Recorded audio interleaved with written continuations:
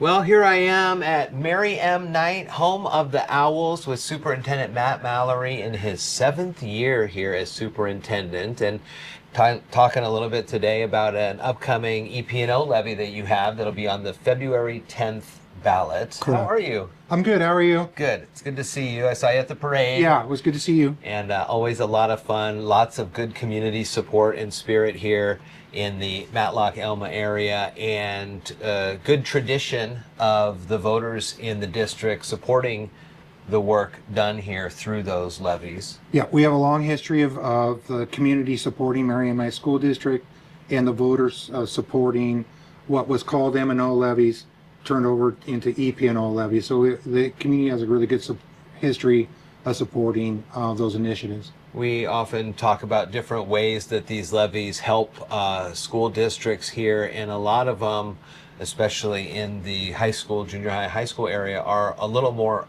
on the visible side. A lot of it comes down to the sports that you guys are able to offer, Right. the career and technical education programs, but there's also behind the scenes extra staff on hand that helps support the kids in all grades. Right. The EP&O levy, the reason we run it and the reason districts run it is to really fund support for a district that basic ed does not cover. Right. Small school district, we generate only a certain amount of staffing based on the size of our district. And so with the EP&O levy, we're able to add additional staff to serve students and additional support for programs that's not covered by basic ed. So we've seen an expansion of our career technical education program, our CTE program, over the last few years. We see a real benefit with that for more opportunities for our students. We've added really a good construction program. We have horticulture. We've had forestry. We have a good business and marketing. We have a welding program. And so we're always looking to expand those and provide more opportunities for students in CTE as a career pathway, but also as a graduation pathway. And those are a real familiar to this community. Those are jobs and industries that people have grown up with over the generations here. So it's a known path forward after school, that you can get good work jobs, and that experience that you garner here really kind of gives students a leg up when they go in and they're able to, while maybe not jump right into the full bore systems, they understand the trigonometry when it comes to taking specs from blueprint to cutting, or where you need to be in the industry to get the most yield out of a piece of timber and things like that. It's true, and we're trying to always looking at those industry standards, looking at what industries are starting to burgeon here in the county and in Grays Harbor County, and trying to create programs to help meet that need. We're fortunate, just this month we had Mason County Economic Development come out for a little youth summit. I saw that. So they could interview some of our students with business owners. What are some barriers for youth employment in the county? I think there's some really good conversation that came out of that on both sides. I think it really helped some of our students really think about there are some additional opportunities they haven't thought about, sort of spreading their wings a little bit. There are other opportunities within the counties that they haven't really explored. Yeah. One of the goals with Mason County EDC is to drive employment in the county for county residents. Yeah. And so really another opportunity for our students. And we're real fortunate. This last week, we had Representative Travis Couture come do a site visit. He's also a business owner. Yeah. Talked to our construction class about some of the things that he's looking for his business, and some of the opportunities in those skilled trades for our students. So that we're just trying to get more and more exposure for our students in that area. Well, one of the last times we were together talking about the school, you showed me the work site facility here for all the woodworking, and knowing Travis and knowing his business, he must have just loved being able to see that and talk with the students that are in those I programs. think he enjoyed it. Yeah, we really had a limited. He's pretty busy right Yeah, now. yeah. What turned into a 1 hour visit was about 90 minutes. So he did. I think he enjoyed his time out. Oh, that's awesome. Yeah. Additionally, some sporting activities for students with different outlets there. Flag football is really taking off across the country, really, and it's a good outlet if you're not into the traditional football sense. It's a co-ed excitement as well. So this is one of the things you've been doing. Right. So our EP&O Levy really supports all of our athletics and after-school activities. And over the last couple of years, we've expanded opportunities for students. One of them was flag football. I think we had our third season of it this year. That's a great opportunity for our middle school and our upper elementary students to get involved in that. It is co-ed, so kids that wouldn't necessarily go into volleyball have an opportunity to go with that. Oh yeah. But also, it's the upper elementary don't have an opportunity for what is traditional tackle football. Right. So it's a help. It helps them get exposure to that, and it's a great feeder into our middle school and high school programs. So we've expanded that. So we're picking up numbers of kids to participate in our football program, which is good. The other things we've expanded the last couple of years, we reinstated our baseball program. That's in middle school and high school, so we have two there. Nice. That's a co-ed program as well. And so we have a pretty busy spring with baseball, track, which has been a pretty solid program at Merriam Knight. Yeah, yeah. We instituted golf a few years ago. We've had some success with kids going on to the state tournament in golf at the B level. And then this year we are piloting high school wrestling. So we continue to offer opportunities. The other thing is that we are growing. When I first started here, almost 7 years ago, 2019, we had about 148 kids, pre-K through 12. We're about 190 now, so Wow. we are slowly growing. Where are those kids? Are the families moving into the area? We have a few families moving in, few are coming back to relocate, and so we are seeing some growth out here. It's slow, it's steady, and it's a good problem for us to have. The school board sits around and kind of maths out these rates for the EP&O levies. So when they are put to the voters here on the 10th, on election day, February 10th, they know that they've put the hard work in to understand not only the community, but what those dollars can go to. What is the rate that you are asking for this replacement? So our board is very sensitive to the economic climate right now in the state of Washington, in Mason County, and are very concerned and sensitive to the burden of local taxpayers. And so we spent quite a bit of time. And so what the board landed on and what we all agree with is that we want to be sensitive to that and ask for really what we need from the community.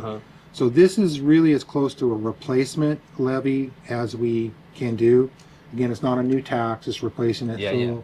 The rate we're asking for, going to propose to the voters, is $2.08 per thousand in 27 and in 28. That is the exact rate that was approved by the voters in the last levy, which is $2.08 per thousand.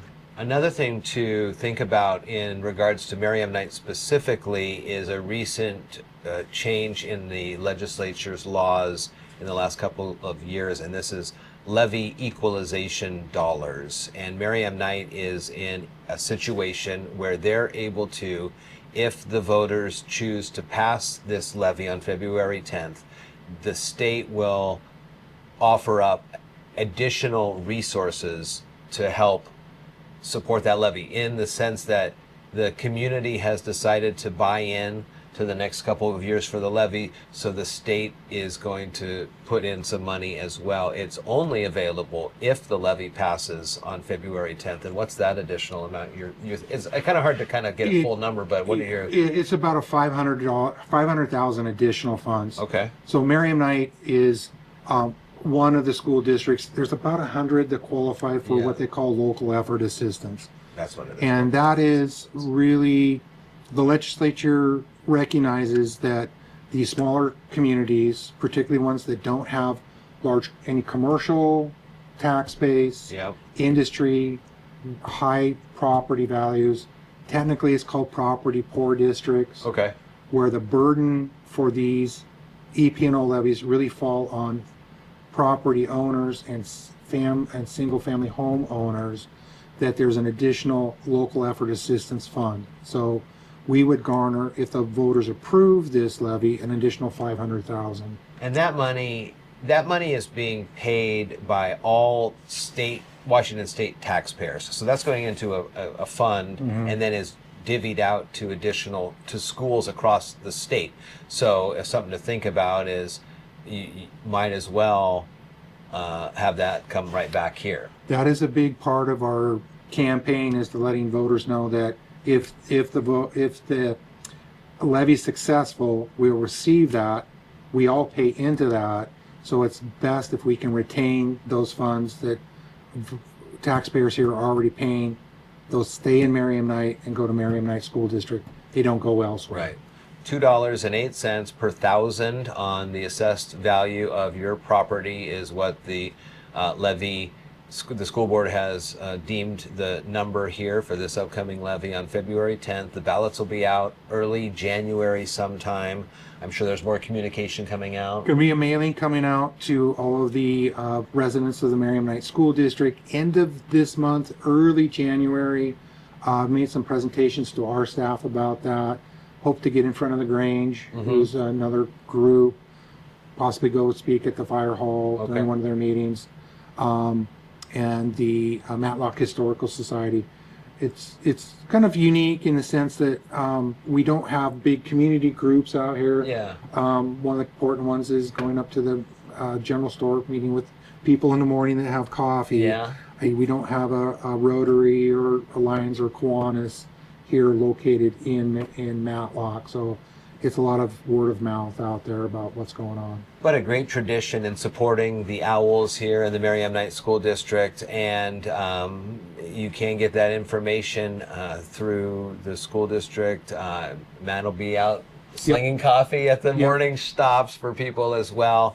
But just a good reminder that this is nothing, especially at the $2.08 level, this is nothing new that property taxpayers haven't been paying for the last couple of years. It's just a continuation of this. Yeah, this is not a new tax. It is a replacement of the levy that's expiring, and we are asking for the same dollar amount per thousand that the voters approved last time. So again, being very sensitive to that, property values, inflation, and that those funds really do go back and support the district. I think as people have gradually seen the improvements we've made out here, I go out and aggressively seek grant funding. We were beneficiary a year and a half ago of a small school modernization grant. Oh yeah. Where we replaced all the windows at the high school with high efficiency windows. We switched over to LED lighting throughout the district to help reduce our utility bills to become more efficient. Yeah. As you know, we have some electric school buses. Yeah. Those were all purchased or obtained through Department of Ecology grants. So we have brand new buses that are electric that we could not afford if we had to pay for those out of pocket. How are those working? They're working good? They work well. We have 3 of them. We received our first generation one on the first round of grants. We had some growing pains with that. But right now, they serve us well for our AM and PM route. A lot of people ask, well, are you worried about them running out of electricity? And we have it structured. The range on those buses is about 100 miles with about a 20% reserve. So 120 miles is really the maximum. Our morning route is about 70 miles. We charge midday, run them in the afternoon. We still have been able to purchase diesel buses for our field trips or sports trips, but they're a real benefit. They're very quiet. They are efficient in the ways that our diesel fuel usage has gone down with that. They don't require the same maintenance that a diesel engine does with regular oil changes and filter changes because of that. The other part of it is that we were able, through that grant, improve our infrastructure. So for our charging, which really is the big hurdle in that whole process. So working with the PUD, we were able to add 3-phase power over at the transportation to handle those level 2 chargers. And so again, that was a really great benefit of the Department of Ecology grant, where we didn't have to expend very much money for that. And we got capability to expand in the future if we need to. So Matt's here. He's been here, like you said, almost 7 years doing the hard work. 7 years. Amazing to hear about that number of growth in the student population. Yeah. That is really cool. So they're doing what they can with what they can, and it's your opportunity now on February 10th, when the election happens, is to show your continued support. And you can always get more information and get the facts and take those and share them with your friends and family in the Merriam Knight School District, and hope for another great half of the school year coming up after the break. Yeah, Jeff, I appreciate you coming out. I always love it when you're out here. I love it. I love it out here. Thank you so much. Thank you.